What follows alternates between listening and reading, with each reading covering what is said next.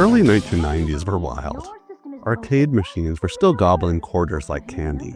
Street Fighter ruled the earth, and Atari was trying to become relevant again. Enter the Atari Jaguar. Released in 1993, it promised 64 bits of power. 64 bits!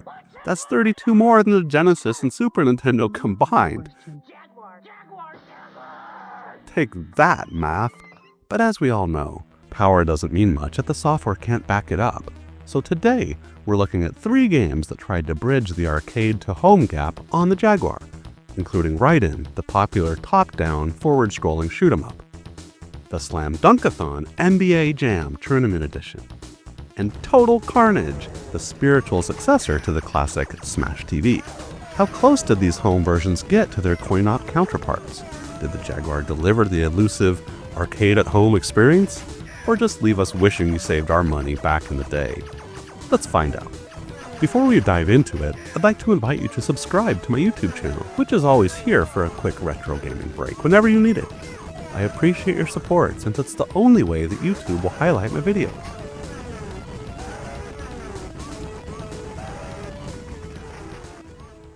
Raiden was an arcade staple released in 1990. A vertically scrolling shooter with tight controls, booming explosions, and music that made you feel like you were piloting a $60 million death machine on a mission to destroy every tank, jet, and alien-looking ground installation in sight. So how does the Jaguar version stack up? Shockingly well. I mean, this port is damn near arcade perfect, but there are some differences. The screen format has an annoying panel taking up 1/3 of the screen on the right side, to make the playable area mirror the vertical format of the screen used in the arcade version. That aside, we're talking nearly sprite-for-sprite accuracy, smooth controls, detailed explosions, and none of that flickering nonsense you'd expect from a struggling home port. And the sheer number of sprites on screen at a time with practically zero slowdown is pretty impressive. But wait, you say?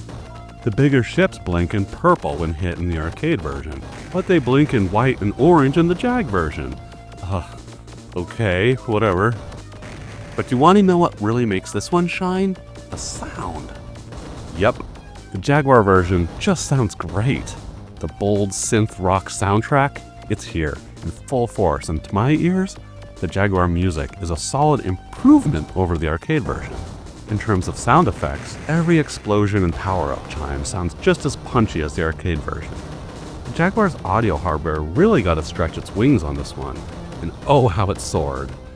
It's the kind of audio fidelity that makes you forget you're not standing in a pizza place with sticky floors and a pocket full of tokens. Gameplay-wise, very solid, and difficult as hell. While the control is fine and the hit detection is fair, and power-ups let you spray out a wall of lead or hose down the enemies with a river of white-hot plasma energy, the difficulty in the Jaguar remains, shall we say, arcade honest. Translation, you'll still die. A lot. But hey, that's what Raiden's all about, and it's part of the fun and the challenge. Your personal story, back in 1994, I'd rush home from my university classes just to sneak in a playthrough of this game before going off to work. And I swear, I could complete the game with a standard allowance of credits and no cheat codes, and complete all stages in just over a half an hour flat. It was a great way to catch my breath and have some fun, sneaking in maybe the only 30 minutes I'd get during my entire day to do something that I enjoyed, between the long hours in class, working, and then studying late into each night. Some good memories for sure. So thanks Atari and Raiden. And for those who think this is just a 16-bit Jaguar game, give me a break. Pop in the Super Nintendo version, called Raiden Trad, but still a port of the same arcade game, and you'll immediately see the difference, and I'm sorry. The Super Nintendo music and sound effects are downright prehistoric sounding compared to the CD-quality audio on the Jaguar, with its mighty DSP chip, lovingly referred to as Jerry. The only criticism I can really make is that the Jag version came out almost 4 years later after the original arcade. And while it's a tremendous game, by the time it was released, it already felt like the experience had aged a bit, especially when other more visually spectacular 2D shooters started coming out on the Sega Saturn.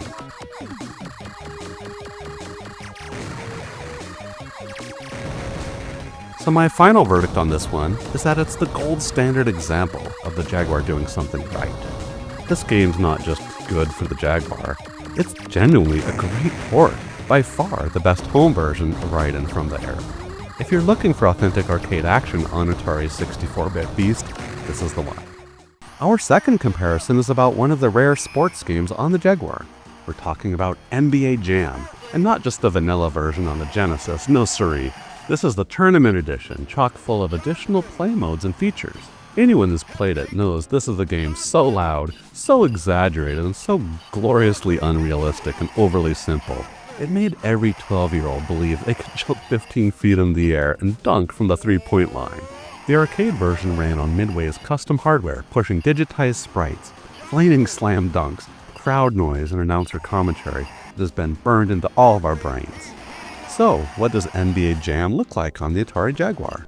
Honestly, it's got to be one of the best home versions out there, but it's not arcade perfect. Compared to the 16-bit ports on the Genesis and Super Nintendo, the Jaguar version looks and sounds like it walked right out of the arcade. The graphics are cleaner, player sprites are sharper, more colorful and detailed, and the animations are smoother. It just has that extra layer of polish that the 16-bit consoles couldn't quite deliver. However, the arcade version still wins up the Jaguar with a bit more detail and animation with the crowd in the background. Audio-wise, it's also a step up. While the iconic announcer samples aren't quite arcade perfect, they're noticeably clearer than the muddy, compressed voices from the Genesis version. The music and in-game sound effects retain much more of that original Midway punch. And gameplay-wise, it plays just like the original. The CPU AI cheats just the right amount. The flaming basketball is still here, and most importantly, so are all of the over-the-top dunks. It's every bit as chaotic and fun as you remember. This version was also one of the only games that supported the Jaguar's Team Tap adapter, allowing an arcade-perfect 4-player mode. And while 2-player mode is still good fun, this is NBA Jam after all. It's supposed to be a 4-player yelling match on your mom's couch. But even playing it one-on-one or in 2-player mode is still an absolute blast. No, I've got to admit, I was never that much of an NBA Jam fan myself. Nothing against this game, it just wasn't my taste. The gameplay seemed a bit too simplistic and repetitive. Maybe that's something that's true with many different sports titles, I guess. But that doesn't mean it's a bad game one bit. It's just a matter of preference, I suppose. All of this considered, my verdict is that NBA Jam Tournament Edition on the Jaguar is a standout port and nearly arcade quality. It's a clear step above the 16-bit versions in visuals, sound, and performance. And despite not being 100% arcade perfect, this one is a slam dunk material and deserves a place on the Jaguar's highlight reel. Real quick, if you enjoy this content, I've put a link in the description below of a playlist of all of my other videos that you might also enjoy, including loads of other Jaguar content. So check it out. If you've ever played Smash TV in the arcade, you already know what to expect from its spiritual sequel, Total Carnage. Same over-the-top twin-stick shooter mayhem, but this time you're dropped into a fictional war-torn dictatorship, fighting for freedom as Captain Carnage and Major Mayhem from the Doomsday Squad, armed to the teeth and tasked with saving hostages while absolutely annihilating everything else on screen. Explosions? Check. Mutants? Check. Tanks, zombie bosses, and some dude named General Akboob? For real? Double check. Damn, I miss the 90s. So what happens when all that glorious chaos comes home to the Atari Jaguar? Surprisingly, a lot of it made the trip. But what's special here is that this version was licensed from the longtime game publisher Midway and originally ported to the Jaguar by handmade software, but wasn't actually released until almost 10 years after Atari abandoned the console and 13 years after the arcade version. In fact, we're lucky to even have this Jaguar version at all, since the original project to bring it to the console was dropped before it was ever released. Fortunately for retro gaming enthusiasts, the brilliant folks over at Songbird Productions licensed the code from handmade software. And I want to be clear that while Songbird Productions did not actually make this game, they did take the final beta ROM and made some minor tweaks to it, all done without the actual source code, mind you. This was pure ROM hacking. Since they didn't have the source code, it took over 100 hours reverse engineering the ROM and developing these patches. Those changes helped make the game more suitable for publication and included removing the text from the title screen loop saying beta version, only allowing players to visit the options screen before the game starts, and disabling a cheat for skipping levels, which was previously always active. And if you're curious about this game, check out the link in the description below to Songbird Productions' site.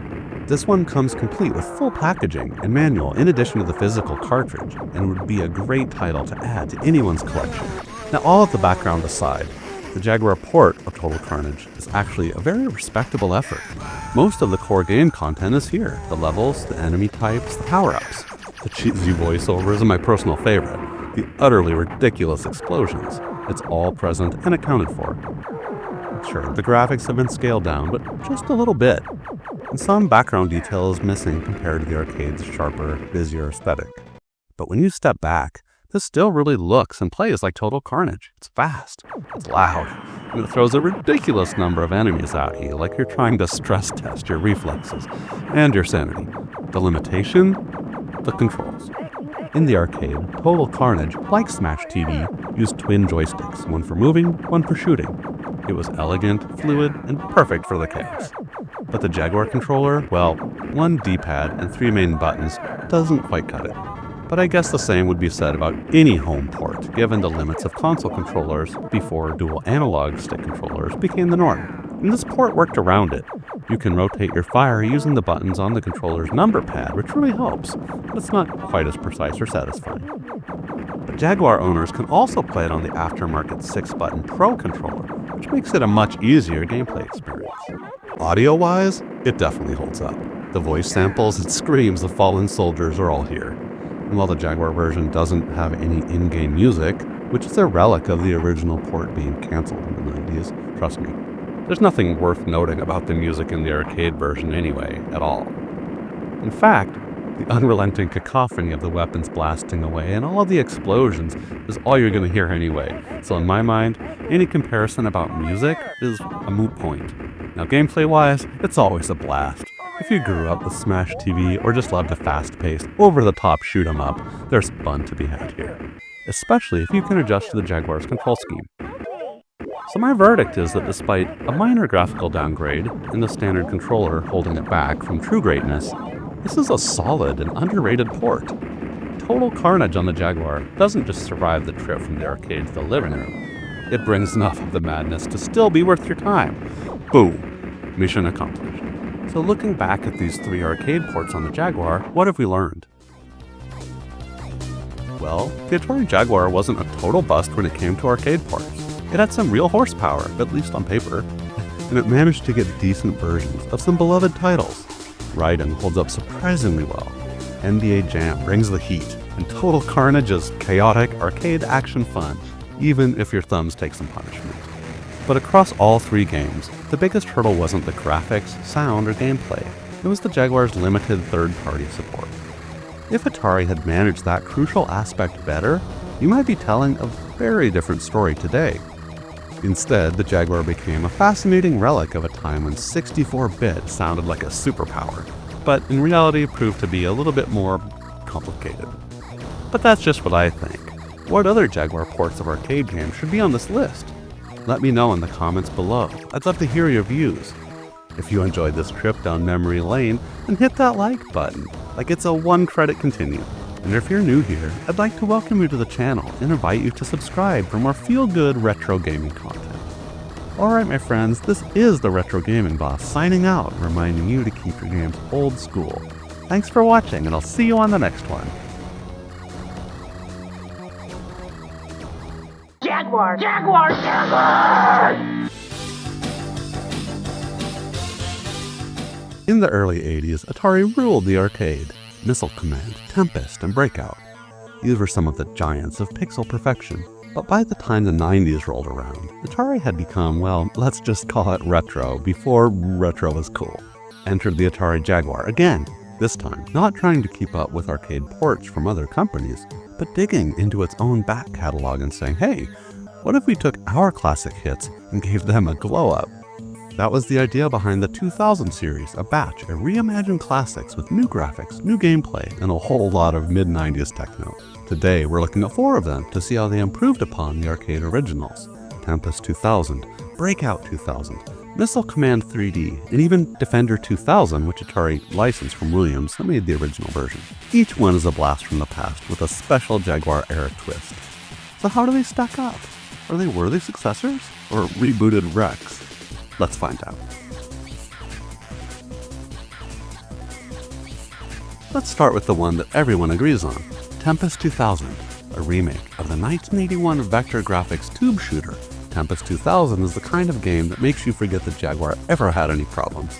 Designed by Jeff Minter, yes, the Jeff Minter of Lamasoft fame, this version takes the original concept of spinning around a 3D wireframe tube and cranks it up past 11. We're talking trippy visuals, eye-searing color bursts, enemies that explode into particle showers, and a techno soundtrack that really slaps. The gameplay is tight. Controls are fast, responsive, and the difficulty ramps up in that satisfying old-school way. You'll die often, but you'll want to get right back in. Sound and music, phenomenal. It's one of the rare Jaguar games where the audio feels like it belongs on a CD system. The electronic soundtrack isn't just good for the Jaguar, it's good, period. This is the game that people say made the Jaguar worth owning, and yeah, they're not wrong. To keep things interesting, a couple new play modes were added, which extended the replay value and are fun variations of the original, including a 2-player dual mode, but for me, personally, weren't my thing. The main game itself is pretty much a masterpiece, so I found myself sinking all of my spare time into it with reckless abandon. If you really want to know how great this remaster is, check out my other video to get the full story. I'll drop a link in the description for you, so stick around for a while. Verdict? Tempest 2000 isn't just a good remake, it's a great game, period. It takes a beloved arcade classic and reinvents it for the 90s in the best possible way. Still, a must-play today, and a great reason to seek out a Jaguar for your retro gaming collection.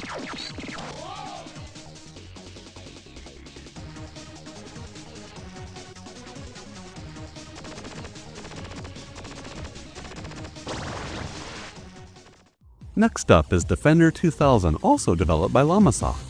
A remake of the 1981 Defender by Williams, it was one of the most brutally difficult arcade games ever made. On the Jaguar, you'll also get 3 modes. Classic Defender, which is an emulation of the arcade original. Defender Plus, which is sort of a graphical and audio update.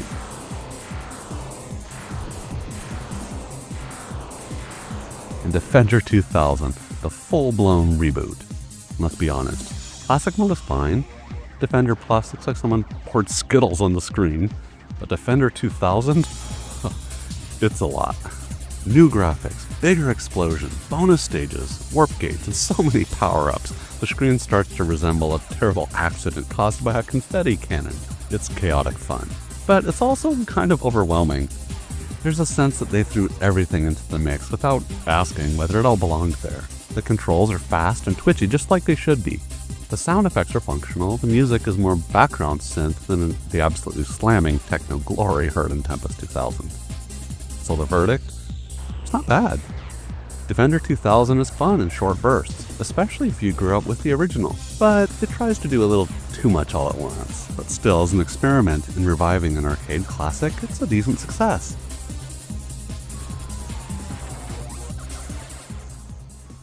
And next up is Breakout 2000, which is a bit of an odd duck. The original Breakout was like Pong, but with colorful bricks. Breakout 2000 takes that premise and adds 3D visuals and perspective, power-ups, in an arena that looks like Tron in a playground jungle gym had a 64-bit baby. There's a single-player mode where you clear levels of increasingly complex brick formations, and there's also 2-player versus mode that's like a competitive version of Arkanoid. And honestly, this is the best part of the game. Graphically, it kind of looks like mid-90s PC shareware, which isn't a knock. There's a nostalgic charm to the flat shaded 3D blocks and some cheesy effects.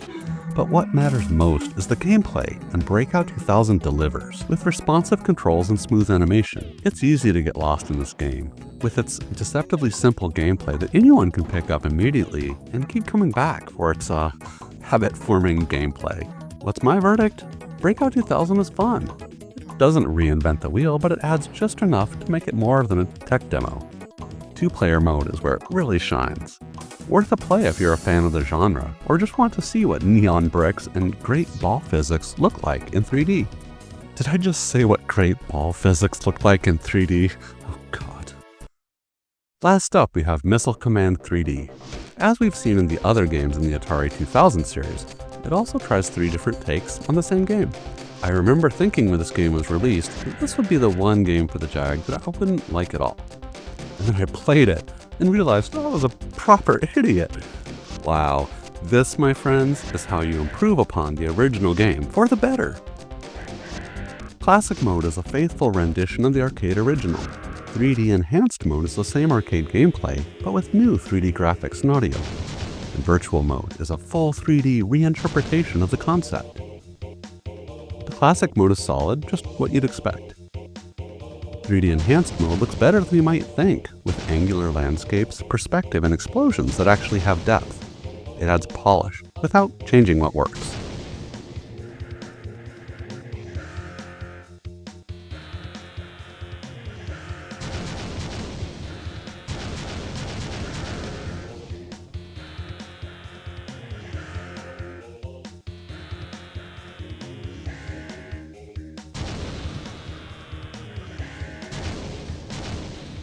But the virtual mode is where things get weird. Pretty awesome if you ask me. Now you're in the city defending against incoming missiles from first-person turrets. The shift in perspective totally changes the feel. It's tense, immersive, and surprisingly smooth for a Jaguar title. The sound effects are basic but serviceable, and the real highlight here is the massive and epic boss battles. This title is even being prototyped to work with the Atari Jaguar VR headset, which was unfortunately cancelled. But can you imagine how massive of an improvement it would have been over the original arcade to play this in 3D VR back in the 90s? Final verdict? Missile Command 3D is the most ambitious of the 2000 series. All 3 modes bring something to the table, and the virtual mode in particular stands out as a creative powerhouse and reinterpretation of the original. It's not perfect, but it's fascinating, easily one of the Jaguar's most inventive titles. So what was the 2000 series really? A marketing gimmick? Maybe. But it was also Atari working to reinvent its legacy at a time when everything was shifting to polygons, CD-ROMs, and third-party mascots with attitude. And while the results might have been mixed, that's part of what makes these retro games interesting. Experimentation, creativity, and risk-taking, all on full display right here for you to experience. Tempest 2000 is a straight-up classic. Defender 2000 is a fun, but kind of messy remix. Breakout 2000 is low-key, and actually quite enjoyable, especially with the second player. And trust me, Missile Command 3D is ambitious and just downright epic. So thanks for watching. If you enjoyed this look at the Jaguar's 2000 series, hit that like button, and subscribe for more retro goodness, and tell me in the comments, which of these reboots did you like best? Or should have Atari left well enough alone? And be sure to hit that bell icon to be notified the moment I drop the Atari Jaguar vs. Arcade Part 3 coming out soon. Alright my friends, this is the Retro Gaming Boss signing out. Thanks for watching, and I'll see you on the next one.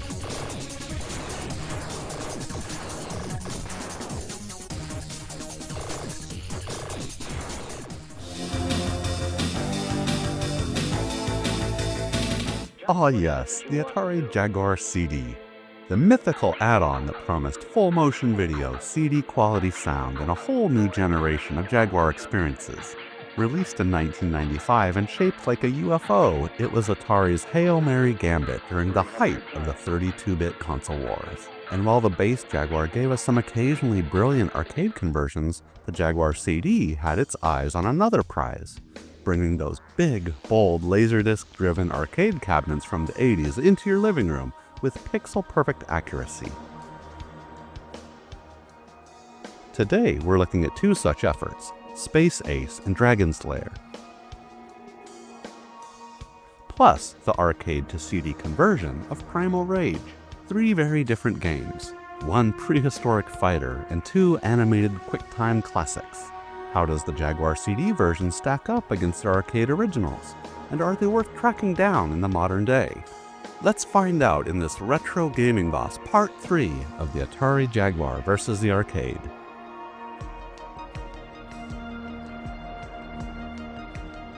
First, let's kick things off with Primal Rage. Midway's prehistoric brawler from 1994 had all of the hallmarks of the era. Digitized sprites, blood, fart attacks, and gorilla chest pounding. Think Mortal Kombat, if it were made by a bunch of teenagers who just watched Jurassic Park 10 times in a row. The arcade version used stop-motion animation of clay models, giving it a unique look even among its digitized cousins. Now, enter the Jaguar CD version. This is bar none the best version on any console until the mighty Sega Saturn version came along. But for those who mistakenly believe that the Jaguar is really just a 16-bit system in disguise, this version proves that it's a significant step above the Sega Genesis and Super Nintendo versions. The animation here is smoother, the character sprites are larger and more detailed, and the backgrounds don't look like someone smudged them in with a dull crayon. The sound is where the CD version really flexes. Roars, thumps, and that weird screech the raptor makes when it flips. All clearer and punchier than anything on 16-bit. This is one of those cases where having the CD format truly makes a difference. Gameplay-wise, it's surprisingly competent. The controls can be a little stiff, but the special moves are doable, and once you get the rhythm down, it plays quite well. It's far more accurate to the arcade experience than the 16-bit console ports. And those fatalities? Hell yeah! They're here in all their blood-soaked and acid-vomit glory. What's my verdict? The Jaguar CD version of Primal Rage is undoubtedly one of the top home versions of the game. If you want to play this dino brawler without dropping quarters or suffering through 16-bit compromises, this is the one to play.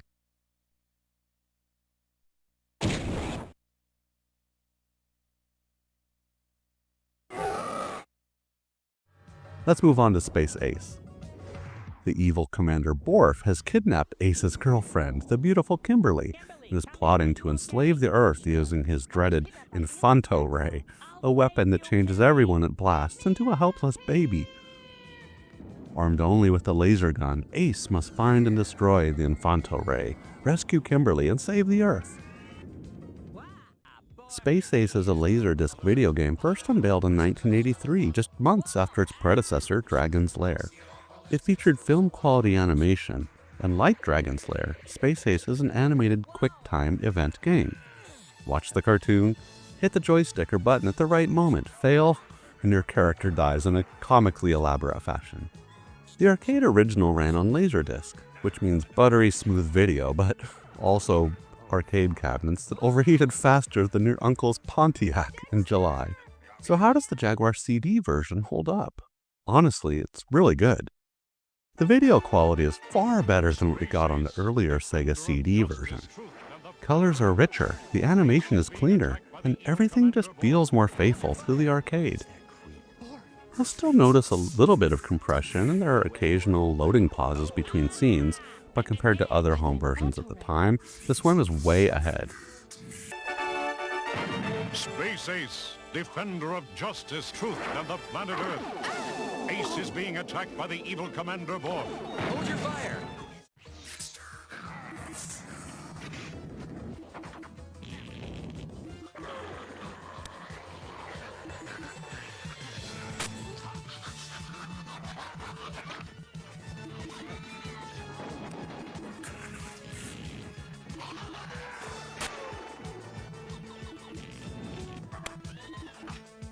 Did I mention the original game wasn't even on the Genesis or Super Nintendo? I'm not talking about the totally different 2D side-scroller on the SNES, but the real arcade animated adventure, yeah. And the Jaguar is just a 16-bit system. Right. A sphincter says what? What? Exactly. Controls are responsive for the most part, and you might still die a lot, but it's not because of input lag. It's because Space Ace is just a trial and error kind of game. Sound, it's crystal clear. The voice acting and music comes through beautifully and makes the experience feel like the animated sci-fi show it always wanted to be. So my verdict is that this is arguably one of the best home versions of Space Ace ever released at the time, far superior to the Sega CD version. It gets you about 95% of the arcade experience without needing a stack of quarters. It's a true Jaguar CD highlight. You knew it was coming. The king of Laserdisc arcades. The one, the only, Dragon's Lair. Below the castle, your odyssey continues against the awesome forces that oppose your efforts to reach the Dragon's Lair. Released in 1983 and also animated by Don Bluth, this game was mind-blowing in the arcade. Full-blown cartoon visuals, voice acting, orchestral music, and yet, underneath it all, just another quick-time game in disguise. You play as Dirk the Daring, a knight, with the survival skills of a rubber chicken. One wrong move and you're toast, literally. Dragon's Lair has solidified itself as a cultural icon within gaming.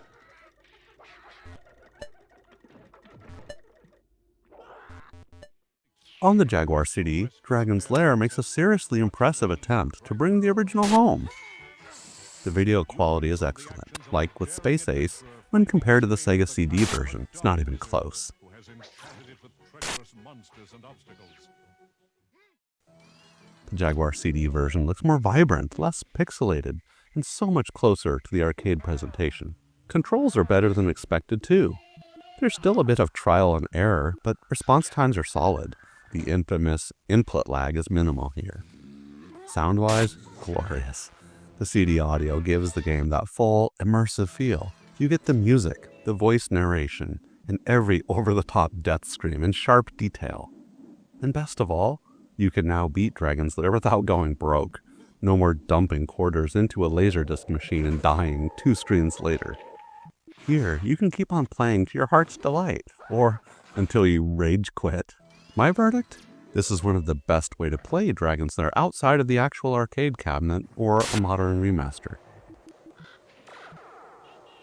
It's faithful, polished, and surprisingly accessible for a game famous for its difficulty. It's a genuine win for the Jaguar CD. So what should we make of all this? The Jaguar CD might have had a funny look and a small library, but when it came to arcade conversions, it did have a few gems. Now I've read all sorts of things about the hardware defects that plagued this add-on, and would just like to add a word about similar mechanical problems and manufacturing defects that were also commonplace in other systems. For example, my original Xbox experienced the same, where it had a broken laser reader for the DVD movies. Oddly enough, I was still able to play games on it that worked fine. And let's not forget about the infamous red ring of death on the Xbox 360. Yeah, enough said. Should Atari have had better quality control with their manufacturing partners that made the CD add-on? Of course. But I think by the time the Jaguar CD was in production, the Atari and the Jaguar itself were already in some seriously deep trouble given the intense competition from Sega, Sony, and Nintendo at the time. So in terms of the Jag CD games, Primal Rage is easily better than the 16-bit versions and holds up as a solid home experience as a near clone of the arcade. Space Ace is a Laserdisc legend done right, and it finally plays like you remember it, not like a pixelated mess. And Dragon's Lair, this is one of the best ways to play the original without hitting the arcade. And while the Jaguar CD versions of Space Ace and Dragon's Lair are essentially FMV games, they weren't really any better or worse than the same titles on the 3DO. Regardless, they're a welcome addition to the tiny library for the Jag's ill-fated add-on. So if you're a retro gaming enthusiast or an Atari diehard, the Jaguar CD versions of these games deserve to be remembered and enjoyed for what they are, great versions of some arcade classics. Now if you liked this look back into the Jaguar CD's arcade adventures, give me a like, subscribe for more retro rewinds, and tell me in the comments which Jaguar CD game did you play, or wish you could have. Alright my friends, this is the Retro Gaming Boss signing out, reminding you to keep your games old school. Thanks for watching, and I'll see you on the next one.